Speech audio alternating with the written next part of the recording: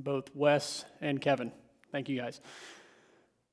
Few disclaimers before we dive into the material tonight. It is a little bit different than my normal style if you've been here. I normally like to get really in the weeds on all the data and things of that nature. And tonight is going to be different in the sense that I'm not going to be doing that as much tonight. It's going to be more, we've talked about concepts, not just myself, but also Jeremy, especially the last 4 teachings on Wednesday night that he's done. This is going to be more of the process of how to apply those things to our life, specifically within walking in the fullness of our calling. And also, this is not something that I have perfected by any means. I'm walking this same journey each and every day.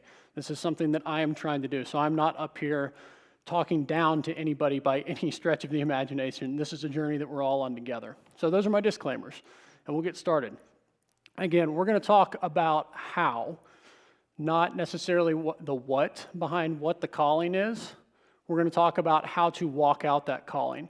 Now, I'll say this about the what. You won't leave here. The reason I'm here is not to tell you what your calling is in life. That is a process of self-discovery with the individual. Obviously, through prayer, you have people in your lives, but you're not going to leave here saying, oh, Brad told me what I'm supposed to do with my life. That's not what tonight is about at all. This is the process of once you figure out what the what is, it's the how behind that. I will say this about the what, and these are just things that I have learned from others and been mentored is. The what your calling is essentially what we would refer to as purpose.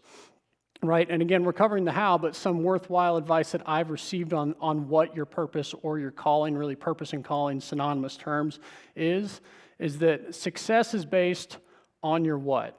So once you discover that calling or that purpose, you then have to define what success will be in those terms. And your purpose and calling can, and it most likely will, change over time. And that's not a bad thing. That's just the process of maturity. For instance, I could look over here at Joseph. He's a young guy, and he knows his calling in life right now. I don't know what your calling is. I'm not going to call it out right now. But his is going to be different than other people in this room. Another example we could use is Alan. Alan just published his book, a week or 2 ago. And that was not something that he did when he was, 20 or 30 years old. It was something that he felt that was his purpose, his calling in this specific stage in life. So your what and your purpose and your calling will change over time, and that's completely fine. And I truly believe that your purpose and your calling is also going to be in alignment with your God-given gifts and the passions that He's placed inside of you. So again, I'm not going to tell you what your what is, but just some worthwhile advice on the what that I have received. So let's talk about the how. And really before we do the how, let's just flip the letters around a little bit and we'll talk about the who we are. And these are topics that we've covered before, so I'm just going to brief over them so that we can get to the actual how. So who we are as believers. This is a very familiar verse. It's from 1 Peter. Chapter 2, verse 9. It says this, "But you are a chosen race, a royal priesthood, a holy nation, a people for His own possession." So that's the job description right there, royal priesthood. That has been something that Jeremy has taught on extensively in the past. So again, we're not going in the weeds on that. But what's the purpose of the royal priesthood? What is the job description? And it's this, it's the second half of the verse, that you may proclaim the excellencies of Him who called you out of darkness into His marvelous light. And all this sounds really symbolic at this point, maybe figurative language. So we'll tackle what some of this is.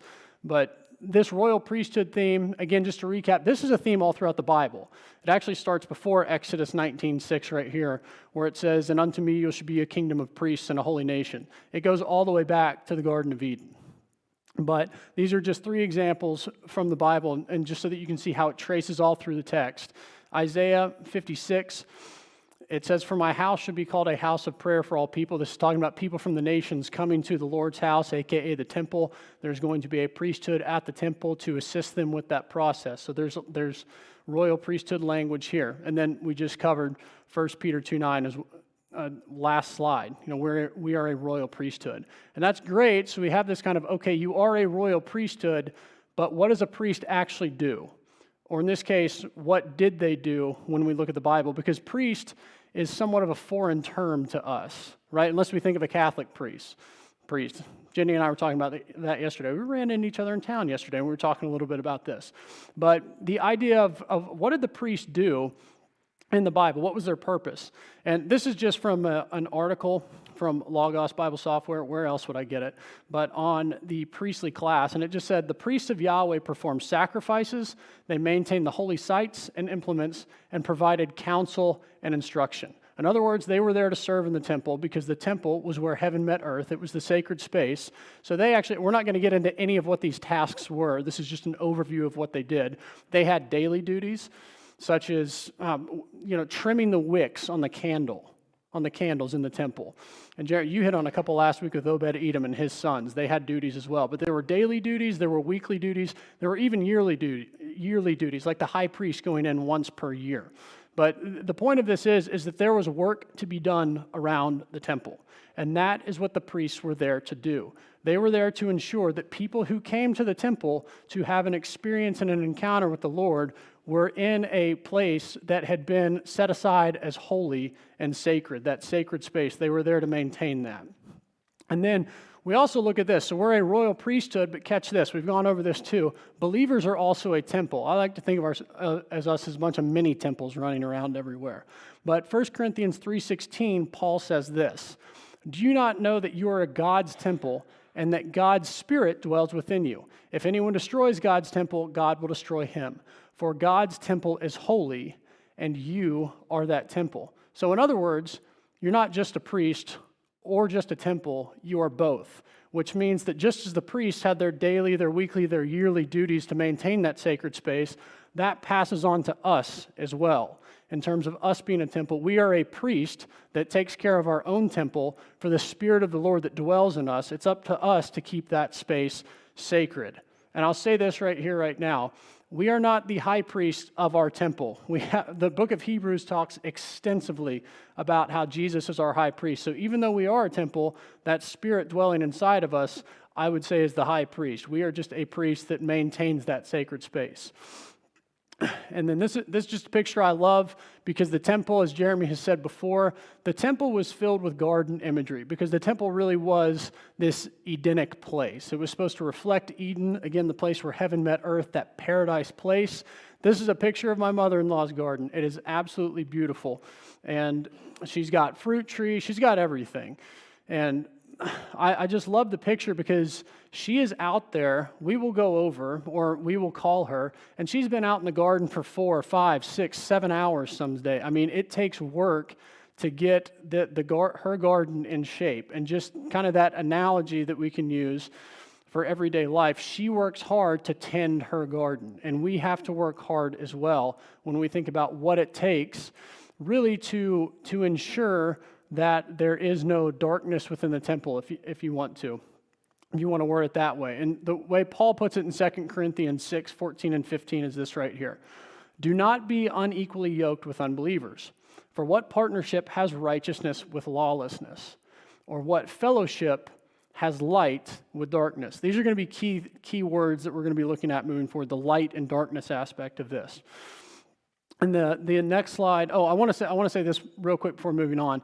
I know that the context of this might seem just being unequally yoked with unbelievers, but Craig Keener is a scholar I really respect, and he has an entire commentary on every single verse of the New Testament. It's absolutely fantastic, and he draws a lot of connections, but he essentially says that unequal yoking in this sense is not or need not be limited to marriage, because some will say that's the context for this, but he's saying that it's not limited to that. And so when we look at the second half of this verse, or these next two verses, it says, "What accord has Christ with Belial?" It's a Hebrew word that got transliterated into Greek, but it is just that word. It's used in the New Testament as a name for Satan. In the Old Testament, it is used as personified wickedness. So if you want to think of it that way, what accord has Christ with personified wickedness? Or what portion does a believer share with an unbeliever? What agreement has the temple of God with idols? That hits home when we realize that we are that temple, right? "For we are the temple of the living God," as God said, and then it goes on, it quotes several Old Testament books. But the focus is this right here, the fellowship that light and darkness cannot dwell together, Christ and personified wickedness cannot dwell together, and idols within the temple. right? And so kind of moving on, we're going to look at really what this darkness is, and I want to focus on, and it's a hard subject to address, but I think it's necessary because it's in line with what Jeremy's spoken on. It's in line with really walking into the fullness of that calling. If we want to walk into the fullness of the calling, our temple has to be in the best shape it can possibly be in, right? We have to rid it of all the inner darkness, if you will. And I'm not saying that we're all evil. Don't hear me say that. I'm just that inner darkness. And so I have this picture. Anybody who knows me knows that I love Lord of the Rings. So I'm sorry if you don't. You get slides from it with me.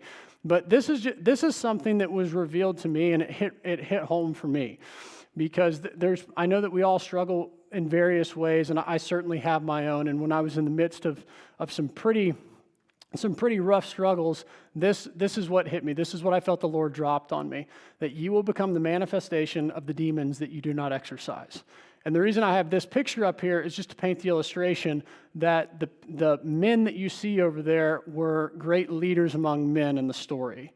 And they were deceived by essentially the wicked one, the enemy. And as a result of that, they became what you see on the right-hand side of the screen right there, just purely servants of evil at the end of the day. And it was just an eye-opening imagery for me, because I knew that there were things in my life. When I say the manifestation of demons that you do not exercise, I'm not talking about little winged demons that fly around or anything like that. I'm talking about the things that we all know that are keeping us from living the fullest in our life, the fullest according to that calling. Again, you're not going to hear what those things are from me. Again, that's a self journey. We all have them, but it's up to us to actually face that darkness or those things, and we'll talk about them a little bit. Two more quick stories real quick. I promise we're going to be in the Bible as well, but I think this is a fantastic narrative that really paints that portrayal. This is from the King Arthur story, if you all are familiar with it. So Arthur and his knights, they go on this journey for the Holy Grail, which is the cup that redeems humanity, essentially. And as they go searching for it, what ends up happening is that they're all trying to figure out where they're going to go about searching this dark forest or this really thick forest for the Grail. And each knight decides to enter the forest at the place that is thickest to them, that seems thickest and is without paved or road. And it's this idea of this inner journey of actually going that the thing that you want, the thing that will redeem you, is the thing that you have hidden behind the thickest parts of you and built up walls around. Again, Lord of the Rings one more time, and I promise there's purpose in all of this. But there's a scene in Lord of the Rings, if you're familiar with it, where these two characters right here, they enter a dark tunnel, and it ends up that there's a huge giant spider that they don't know about that is within that tunnel. But it said they entered the tunnel, it was pure black, and there was a stench of death in the air that they could feel. They could hardly even talk to one another. And there is something to journeying with other people when you are entering those dark places.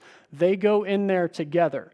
And this character that you can see on the left right here, he's kind of the companion of the person on the right. He's really the servant to him. And they're in here, and he says this light that you see them holding, his companion reminds him that, hey, you are holding a gift from the undying lands, a light from the undying lands, the paradise in the west. Use it. And I think it's this beautiful portrayal, and they end up fending off the evil, and it's the evil that no one had ever escaped from. And I think it's unique because they did it not with their own power, but with the light from the undying land. And I think it is this beautiful portrayal of when you and I think that we have the Spirit and we have the light within us, when we go to these dark places and when we journey there together with those that we walk life with, we have that power within inside of us to overcome as well. Again, I think it's a beautiful picture of it, and it really is. It's the same thing. Here's where we're getting into the Bible. It's the Moses story, right? Moses has that call to adventure.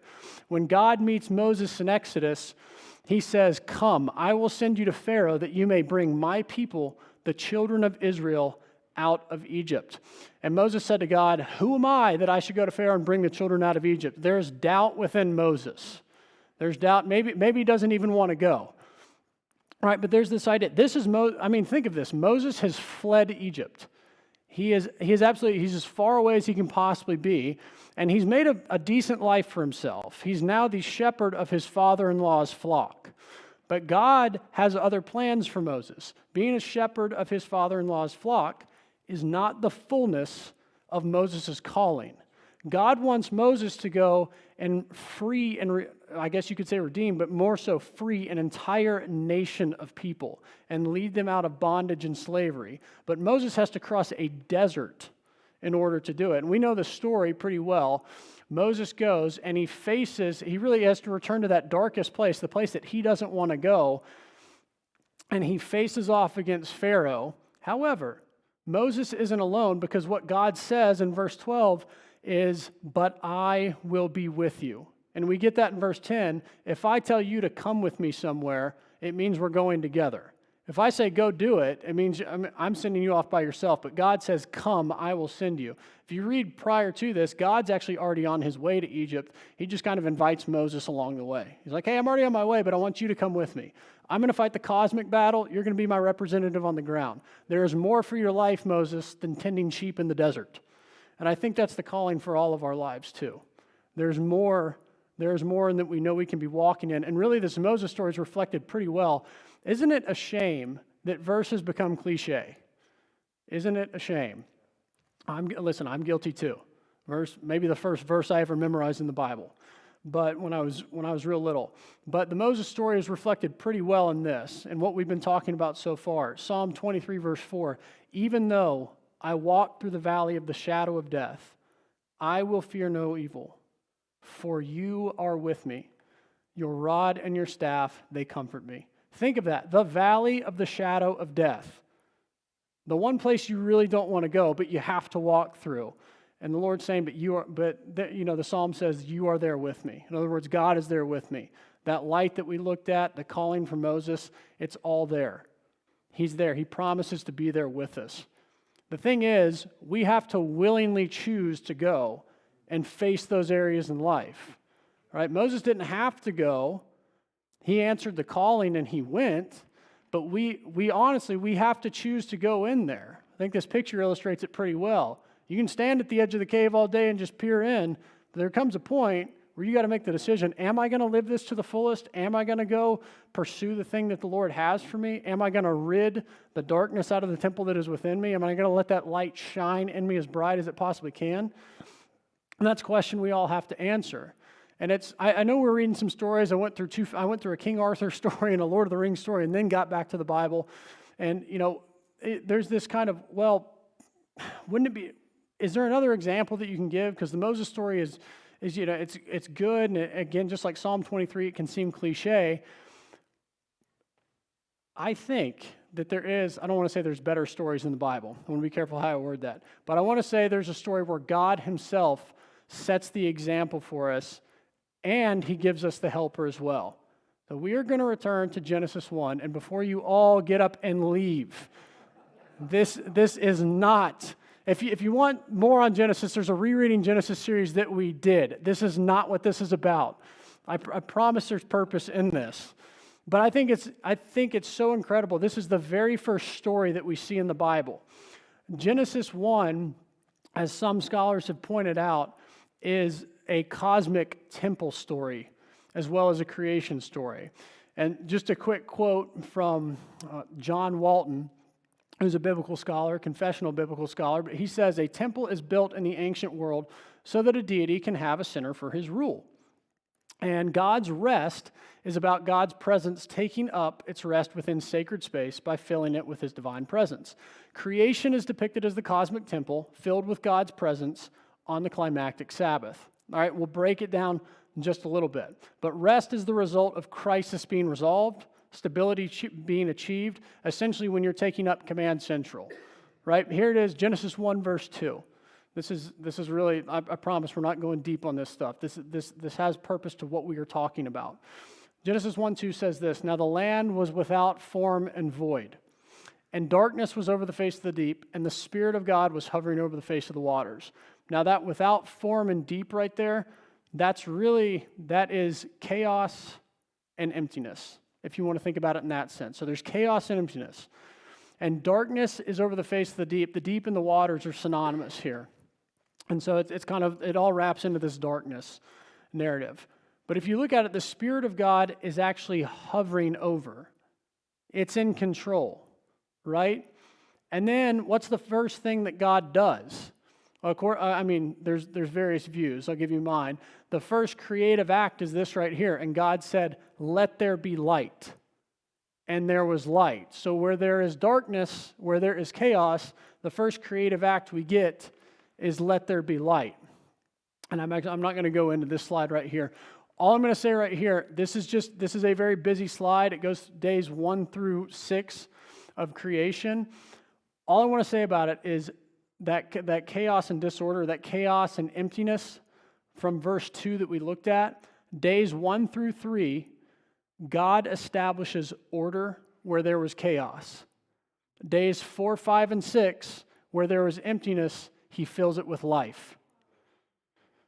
So this is what it is. And then he rests on the Sabbath. We'll get into that in just a minute. On that seventh day, this is a model for how we can live our weekly lives. What is the chaos and disorder in our own life? And where is there emptiness where it could be filled with life? It's our weekly task to go about bringing order to the chaos. And again, I don't know what that is in your life. I know what it is in mine, but we have to be willing to go there and face that chaos, knowing that, I don't want to get ahead of myself, but knowing that we have a helper. I just got ahead of myself a little bit, okay? But knowing, yeah, it is hard not to do, but we'll hit a little bit more on it. But that's the thing. And then right after this cosmic temple narrative, what's the second narrative we get? We get the story of God creating a man and putting him in the garden, and then he creates a wife as well. He creates Eve. This is the Adam and Eve narrative, right? Eve comes in to help. But this word "put," we've talked about this before, so I'll just quickly hash it. It's the word nuach. It's to take up residence, which is exactly what Exodus 20, when it talks about God resting on the seventh day, it uses this word nuach as well, this taking up residence. So there's this idea that you conquer the chaos, the disorder, and you bring life where there was emptiness, and then you take up residence over all of the order and life that you have established.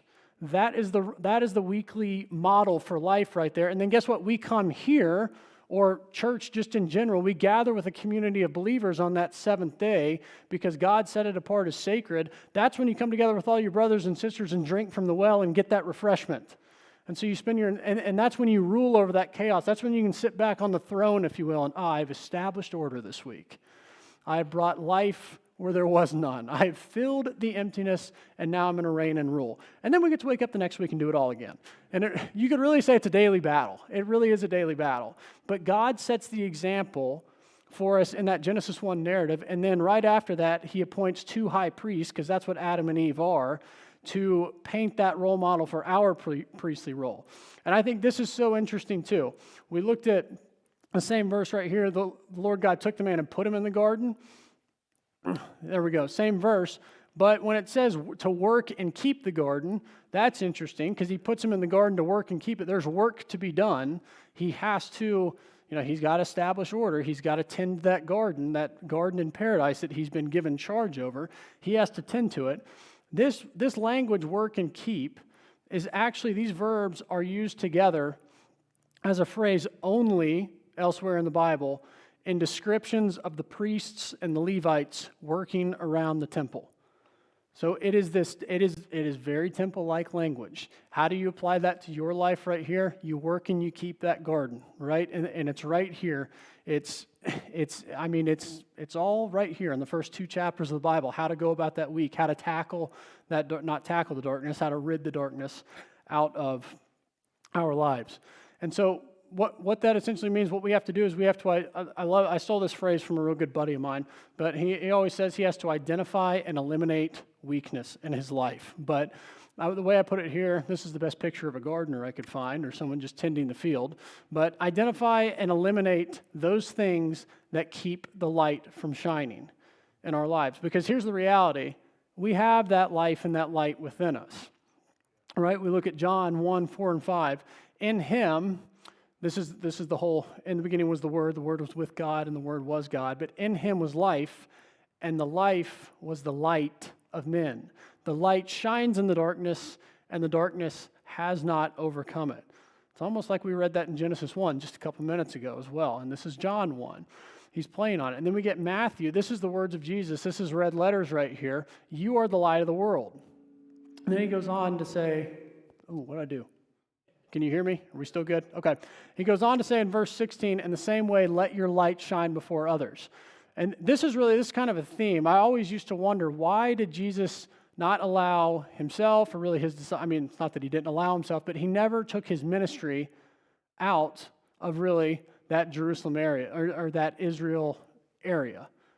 You know, he told his disciples, you go on to Samaria, the ends of the earth. That was the Great Commission calling. And I really think it's because if you go back, and I don't have this verse up here, but if you go back to Isaiah 4, I think it's Isaiah 49, verse 6, it talks about Israel being a light to the nations. But you can't be a light to the nations unless you are yourself a light. You actually have to be that light, and they were in such disarray that he had to come and reteach them how to be a light so that they could go light out the world. And in the same way, we have to do that too. If you want that light to shine out of you and walk in that fullness of the potential of your calling, you have to build the light up in yourself so that you can spread the light to the rest of the world. And thankfully, we have the helper that I got ahead of myself earlier. But we have that Spirit. Jeremy, you just did this verse this past Sunday, right? Yeah. And John 14, 15 to 16, and also some of verse 17. But if you love me, this is Jesus talking again. If you love me, you will keep my commandments. And I will ask the Father, and he will give you another helper to be with you forever. Even the Spirit of truth, you know him, for he dwells with you and will be with you. So we have this. We not only, yes, we have light, but we also have that Spirit, that same exact Spirit that was hovering in the beginning over the face of the waters and conquering the deep, if you will. And this is prophesied. This goes back to Ezekiel 36, verse 27, where the Lord says, I will put my Spirit within you and cause you to walk in my statutes and be careful to obey my rules. I mean, Jesus is literally hitting on this right here. He's talking about, if you love me, you'll keep my commandments, and I'm also going to give you the Spirit. And this is Ezekiel language. It's just a reference back to this. It's the fulfillment of that promise. I'll say this about the Spirit too. If we look, the book of Acts is wonderful because the book of Acts is that taking it to the rest of the world, is that light being spread. And really, you look at the main character of Acts, and I know we talked about this a little bit, so I will not get into the weeds on this, I promise. But the main character in Acts, we look at Acts 1 through 12, it's all about Peter, or mostly all about Peter. There's some Paul in there, like his road to Damascus. But then Acts 13 through 28 is primarily about Paul. However, I love this quote. It is, the leading figure in all of Acts is the Spirit of God, who works in both Peter and Paul in similar ways. Because what did Jesus say? He says, go to Jerusalem. It's kind of almost funny. He says, hey, go on this great commission to the ends of the earth. By the way, go to Jerusalem. I'm like, wait, what? What? And that's 10 days later, the Spirit comes. That's when they get the Spirit. And the Spirit is what actually causes this spread of the gospel.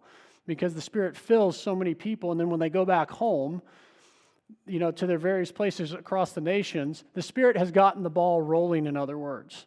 And it's still they still have work to do. They still have to continue to go out and keep those fires lit, but in the same exact way, that's how the Spirit will operate in our lives. We have that calling, and again, we have to figure out what that calling is, what that purpose is for the specific stage in our life, and we have to trust that the Spirit is going to both not just guide us, but also lead the way in that.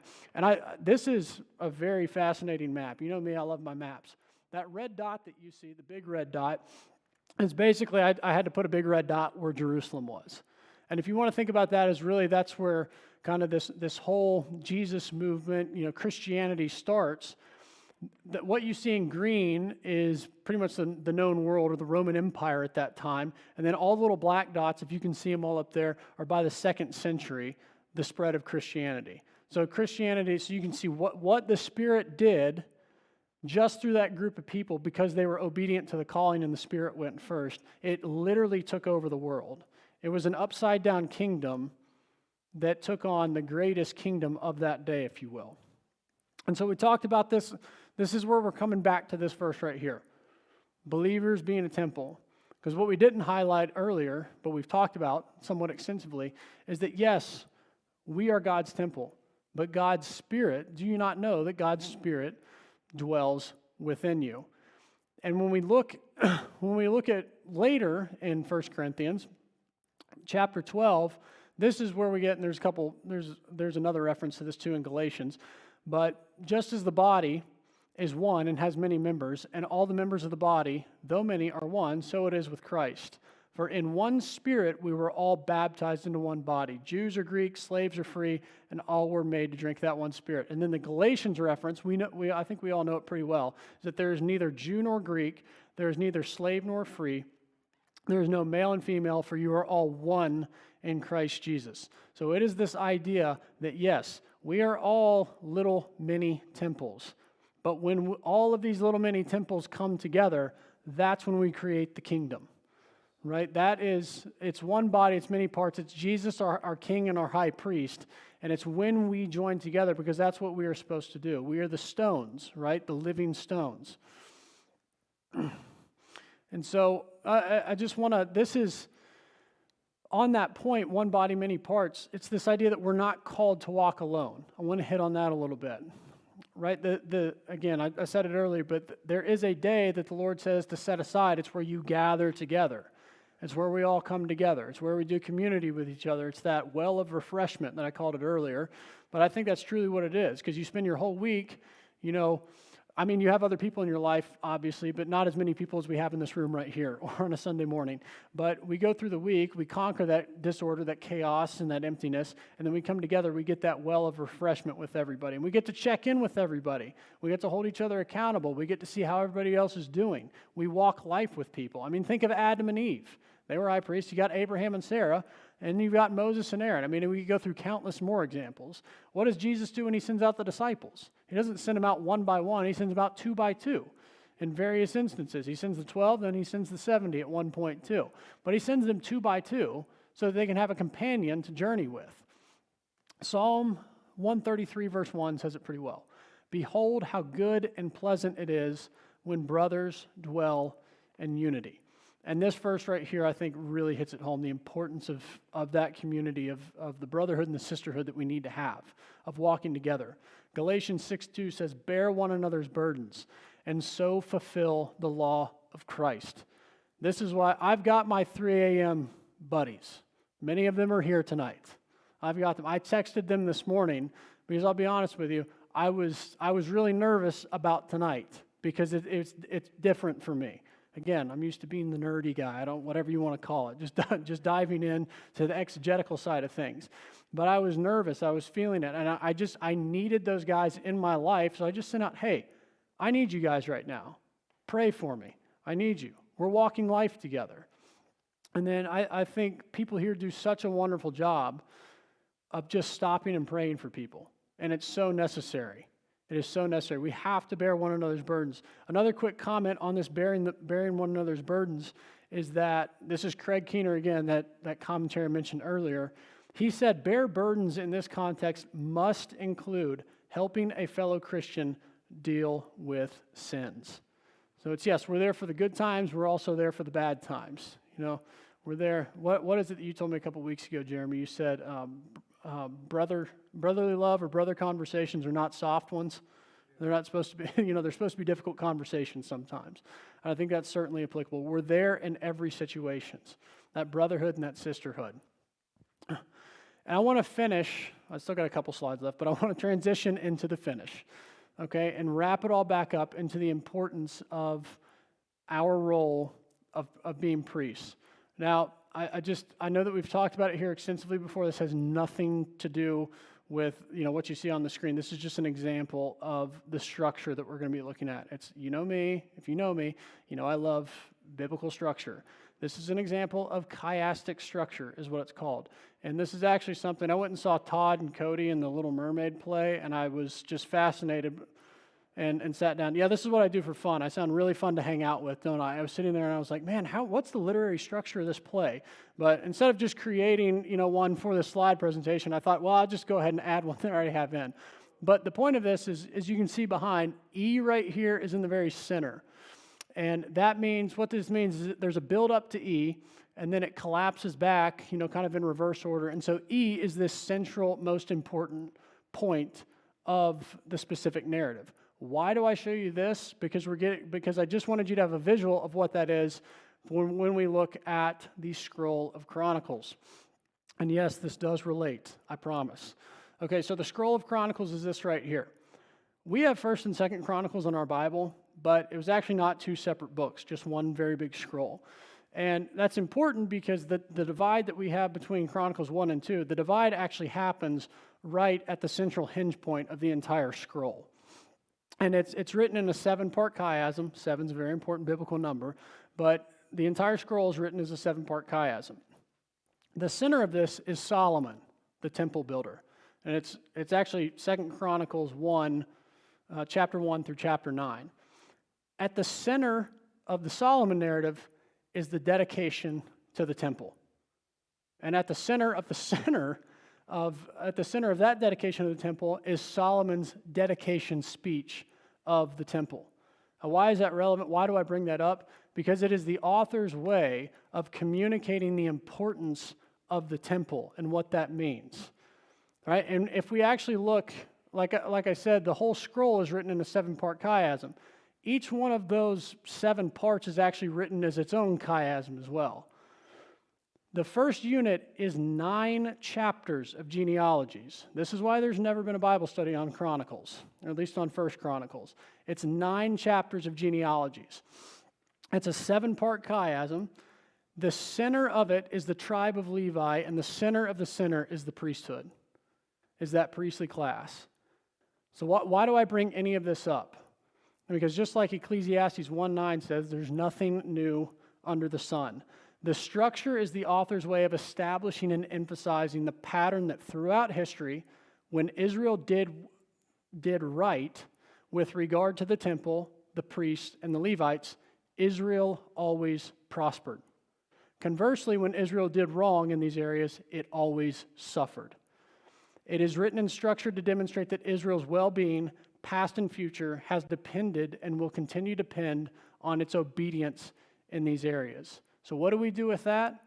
9 chapters of genealogies in this entire scroll of Chronicles. I think the application for us today is to understand the importance of our role as that priesthood, and that if we have our priesthood and our temple in check, then just like Israel did when they had their temple, their priest in check, we will prosper. But if we go off, we're going to suffer just like they did. I think it's the lesson that we take away. How do you apply the Old Testament to today of 9 chapters of genealogies? I think this is how. At least maybe it's one layer to it. Because again, just like the job description says, just have it up here one time, we are a royal priesthood. Whoops. And we are supposed to proclaim the excellencies of Him who called you out of darkness and into His marvelous light. And the only way we can accomplish that is to have ourselves in check, in order, so that just like Chronicles, we prosper.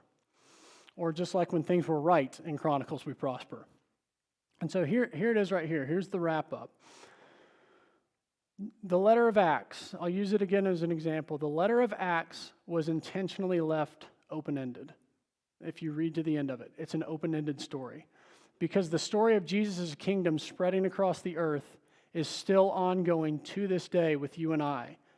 You and I, we together collectively, are the royal priests appointed to that task of spreading the kingdom further. And it's this idea that I have this picture up here because, the pen. This is supposed to be a feather pen. You're the author of the book of your life. Just make sure you know who's guiding the pen.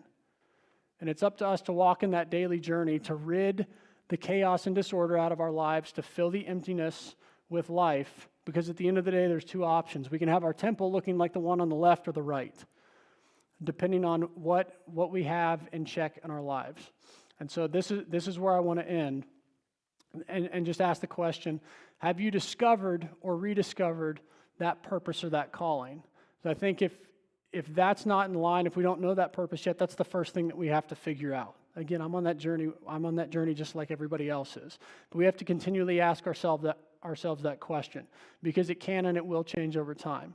And are you tending to the daily, the weekly, and the yearly tasks of yourself, of your temple, of your priesthood? And will you willingly begin the journey to the dark places, taking that light and the Spirit of God that dwells within you to bring that order into the chaos and allow the Spirit to inhabit where that inner darkness dwells. Because this is the only way that you and I, that we individually and collectively are going to walk in the fullness of the calling for our lives. I love you guys. Jeremy, thanks for today.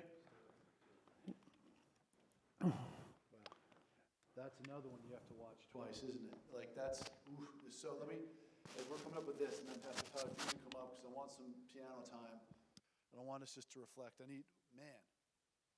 there's so many things that are going through my head, and I want to say it like this. The first thing is, a couple weeks ago, we were praying, Brad and I were praying together, and you know me, I don't like saying this. I want to say this out of excitement, not out of like, oh, look what was said. I felt real strongly that Brad has an amazing gift, we all know it, at digging into the weeds of stuff, right? Like he can go for hours on that stuff, and I listen to his stuff 3 or 4 times before I can finally retain like 3/4 of what he's saying, right? And I love it. Like I love that. And then I saw the Lord putting another mountain up, and I don't remember the wording. Do you remember the wording? That there's going to be a mountain. You had like basically the nerdy side, but he was going to bring a spiritual application side to it. Little did I know that this was going to be that. And for Brad's first time teaching with this kind of style, man, like he hit it out of the park. Like my goodness, like. And I just want to say some things. So now you see why this one was so important. Yeah, Brad, thank you, and Lord, thank you. Why this one was so important. This one is so important because everything that leads up to this point about kingdom culture has to do with how we guard, and keep that screen up for a second, how we guard our own temple, right? What I loved about, I can't even get into it. What he talked about, a high priest maintains the temple. We have daily, weekly, yearly responsibilities. What are those? The daily is what we talked about last week, walking with God. That is a daily. You have to walk with the Father. You have to hear what he's speaking to you. The weekly, if the Lord speaks something to you, especially in this context, you're like, Lord, what is in me that is preventing your light from shining? Right? So that's some of that. There's mission, like here, Jeremy, I need you to do this, or Brad, I need you to do this. But part of that conversation with God is going to be what is preventing the light from coming out. And then you spend the time from the daily going into the weekly, making sure that you're tackling that. And sometimes you need to go alongside a brother and say, hey, the Lord just showed me this in me. I need this out of me. Can you walk with me? But then the important part of that is, from there, what Jesus talks about, and I'm not going to go too big on the spiritual thing, because not everything's a demon. Please don't go there with what I'm about to say. But when Jesus talks about evil spirits leaving a man, there's that getting the chaos out of the house.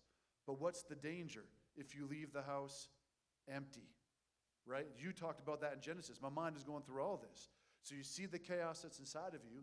You kick the chaos out, but you got to make sure that you fill the house back up with whatever it is, light, whatever that is, the opposite of that, right? To make sure that your house is full. And then but like, do you see how it is? In the line that struck me, which was why it's so important, Brad, you say it again, that one in Leviticus. You said basically, which he summed up, he said Israel's history, if the priestly line was doing what they were supposed to do, the temple and the nation was blessed. If the priestly line wasn't doing what they were supposed to do, the temple was in array and the nation didn't walk in the favor of God. Right? So you and I, let's put that into today. You and I are the temple of God. We need to make sure that we are walking in the right way, because we can't expect to bless the city if we can't even keep our own house in order. Right? And so as he's saying that, I'm like, oh my goodness. So how do we keep our house in order? Let's tie up all the weeks together. Right? You have to check your heart.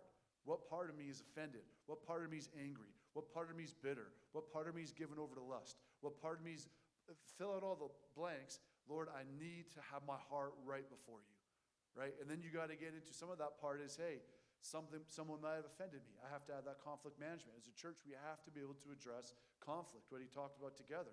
Right? Like, we're bound to hurt each other's feelings. I hate to say it, and I hope I never do, but I will probably tick off or hurt one of you in this room, and you just have to believe the best and be like, hey, I don't believe Jeremy meant to do that. But then there has to be something inside you that's like, how do I approach Jeremy to let him know this is what happened? How many people repress those feelings and then just go to a different church because they never want to help bring restoration, when the very mandate that we have as Christians is to bring restoration to all things? Right. through Jesus Christ, right? So you see how all these things go, and then you realize, hey, wait a minute, I'm not living for myself. I'm a servant, the blessing of the servanthood calling. See how these are all tied together? And when Brad shared that, I'm like, man, we have to go there. But some of the things I want us to get the picture of that I'm thinking of, the first Adam, Jesus is the second Adam. God gave Adam, the first Adam, Eve. Jesus doesn't need us, but God gave Jesus, the second Adam, us. We are the bride of Christ. Right? And we said that we are temples, but you and I are also a garden. One of my favorite 500 verses, right, which you know, the Song of Solomon is, let my lover come into his garden. Let him taste the fruit of his life in me.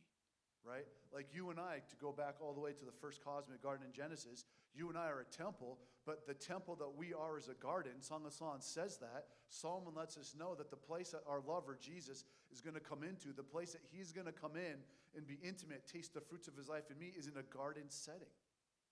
So we need to make sure that we kick up every bad root, which ties into make sure there's no root of bitterness that's springing up among you guys. You got to take care, not you, us, myself included, in you guys, right? I'm not doing that. Make sure that there's no root of bitterness in there. Pull that sucker up, because we want our garden to be a place that's healthy, so when people come into the garden, they taste the fruit of the Spirit instead of the fruit of the earth.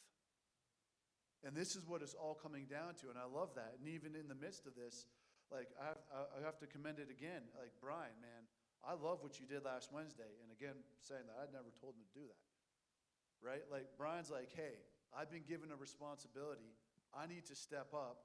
I've been failing in that responsibility. And so he did one of the most impossible things that you rarely ever see someone do. Got up in front of a mic and said, hey, I've been handling this wrong. Please forgive me. And then if you've hung out with Brian in the last month, you will have literally seen a physical and spiritual and emotional change in his life, because he is serious about what he's saying.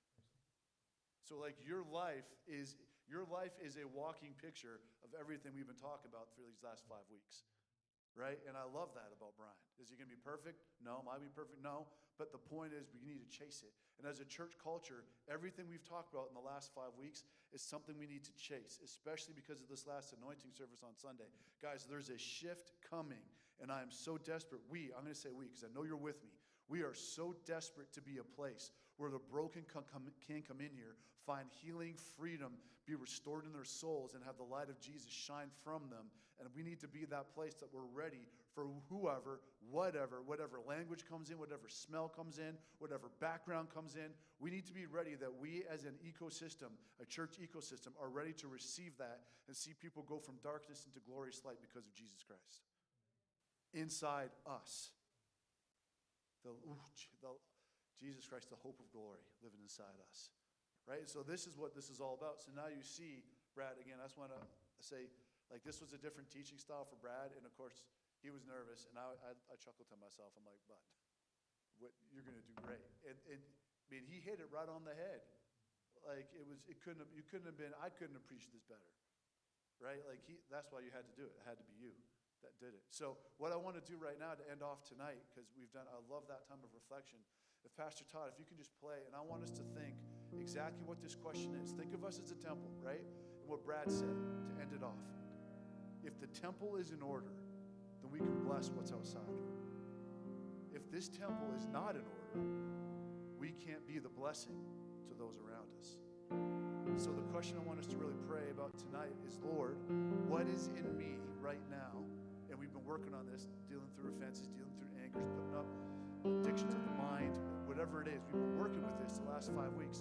But let's continue to do that process of the priestly duty. Lord, I'm going to pray. I'm going to walk with you every day. Whatever you show in me, I'm going to make sure I spend the week kicking that out. And sometimes we have to go to a brother and say, hey, this is what the Lord revealed to me. This is hard. I need help, but I want to throw it on the table and let you know that I'm fighting this fight with me. And what are we going to do as brothers and sisters? I'm with you. Like, I'm with you. If you want it gone, I'm not going to hold it against you. I'm going to fight with you. Right? But ask the Lord tonight. Say, Lord, what is there a part of me that you want to address tonight that is preventing your light from shining the way that you've asked it to shine or desire to shine? Let's deal with it tonight and leave it at the altar, not where you are in prayer, of course. And if it's something that you need to get a brother or a sister to come alongside you, do that. But I'm just going to pray, close it out. I want to just, if we can go 5 minutes again like we've been doing. Father, we just commit this time to you. God, we thank you for the growth that's here. And God, we as a church, I know I can speak on behalf of all of us. God, we want you more than anything else. So if we have to go through dark valleys to step into light, if we have to address things that we have locked up in our hearts, or things that we don't want to get into, or things that we think are too strong, or I don't know if I could go back there, God, we're saying right now, whatever it is, we're willing to put it down on the ground, and we want it to burn so it never affects us again. So, Father, I ask that you shine your light in the loving way that you do. Holy Spirit, thank you for speaking to us. And speak to us in this moment. And if there's any, as David prayed, if there's any wicked way in me, Lord, I pray that you bring it to light so we can leave it here today, because we want to shine bright and honor you, Jesus. So, Father, I ask, thank you, Holy Spirit, for being here. Right now, you're always here. We just ask that you, as you blow over us, Lord, that you'll bring to light things that we need to leave behind here today. In Jesus' name. Please just take a moment.